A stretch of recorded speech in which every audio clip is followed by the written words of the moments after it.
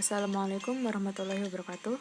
Saya Humairah dengan partner saya Sylvia Febriola akan mempresentasikan mengenai risiko audit. Risiko audit yaitu risiko bahwa auditor secara tidak sadar gagal untuk menyesuaikan pendapatnya atas laporan keuangan yang salah saji secara material. Auditor menyadari bahwa risiko tersebut ada karena hal-hal sebagai berikut. Misalnya, ketidakpastian mengenai kompetensi bukti, efektivitas struktur pengendalian intern klien, serta ketidakpastian apakah laporan keuangan memang telah disajikan secara wajar setelah audit selesai. Ada 3 macam risiko audit, yaitu risiko bawaan, risiko pengendalian, dan risiko deteksi. Risiko bawaan yaitu risiko yang mungkin timbul akibat karakter bawaan dari suatu transaksi. Contoh, perhitungan yang rumit akan lebih rentan terhadap adanya salah saji material dibandingkan dengan perhitungan yang sederhana. Atau karena adanya tuntutan pencapaian target, maka dapat mendorong manajemen untuk menggunakan teknik-teknik akuntansi atau manipulasi untuk meningkatkan laba yang dilaporkan. Beberapa ciri yang mengindikasikan risiko bawaan yang tinggi yaitu terjadinya profitabilitas dan kinerja yang terus menurun, terjadinya kekurangan modal kerja, dan tingginya aset yang menganggur atau tidak menghasilkan. Contoh pemeriksaan risiko bawaan. Saat memeriksa pendapatan, auditor akan melihat 4 faktor penting berikut ini. Pertama, risiko persaingan. Mungkinkah risiko kalah dalam persaingan sehingga pendapatannya menurun? Maka auditor akan mempertimbangkan persaingan yang terjadi dalam usaha yang sejenis yang mungkin mempengaruhi pendapatan dan aliran kas klien. Yang kedua, mencari tahu apakah mengandung kompleksitas pengakuan pendapatan yang berpotensi menjadi risiko. Yang ketiga, auditor akan mencoba mencari tahu apakah besarnya nilai pendapatan dipengaruhi oleh perhitungan yang tingkat akurasinya sudah diukur.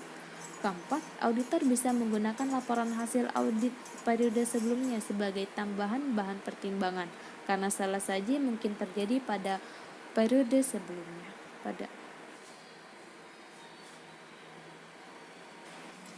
Risiko pengendalian yakni risiko yang mungkin timbul akibat lemahnya sistem pengendalian, entah karena desainnya yang lemah atau karena pelaksanaannya yang tidak sesuai dengan desain.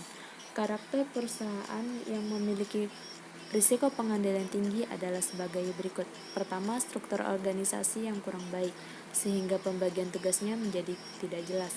Kedua, lemahnya pengawasan manajemen atau para manajer terhadap operasional perusahaan.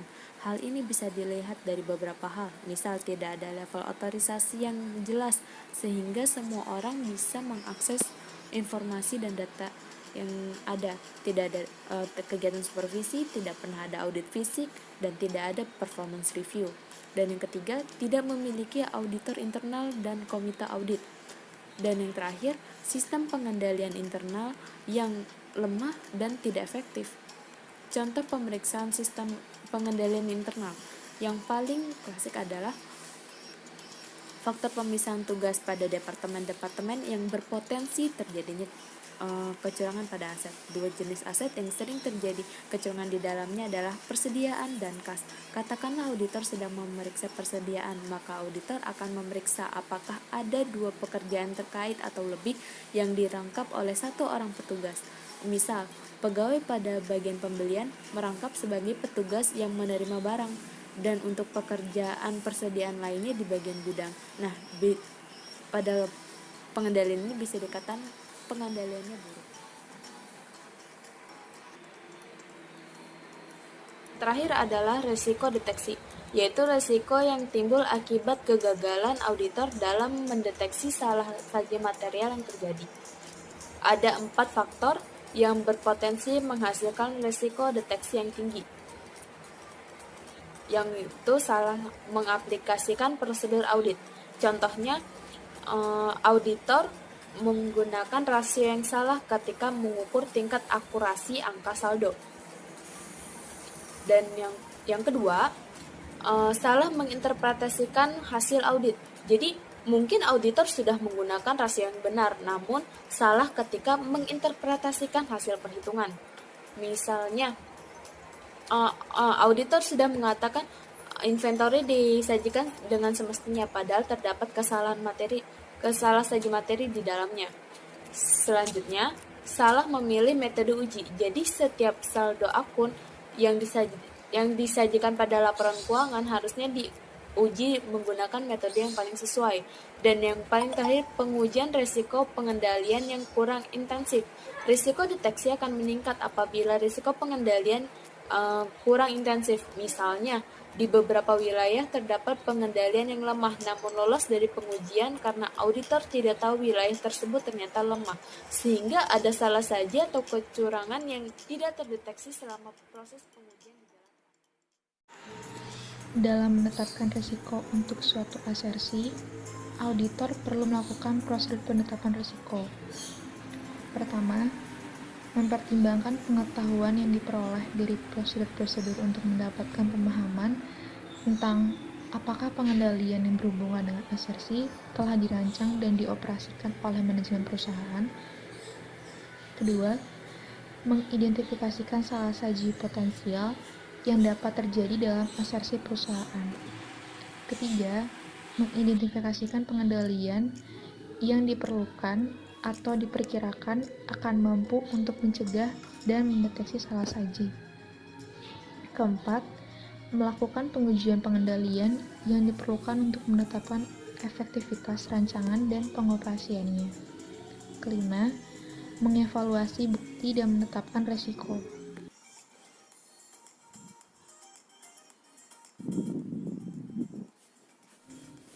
Model risiko audit menurut Arens, Elder, and Beasley ada 4.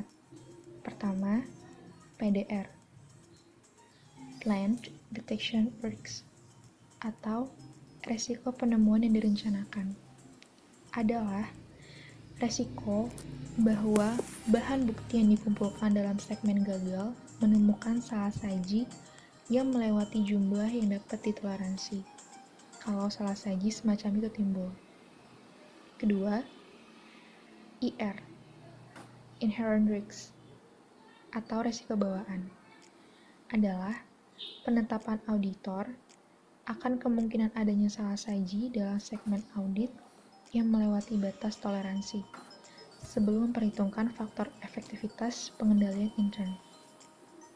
Ketiga, CR, Control Risks, atau resiko pengendalian, adalah ukuran penetapan auditor akan kemungkinan adanya kekeliruan atau salah saji dalam segmen audit yang melewati batas toleransi yang tidak terdeteksi atau tercegah oleh struktur pengendalian intern klien.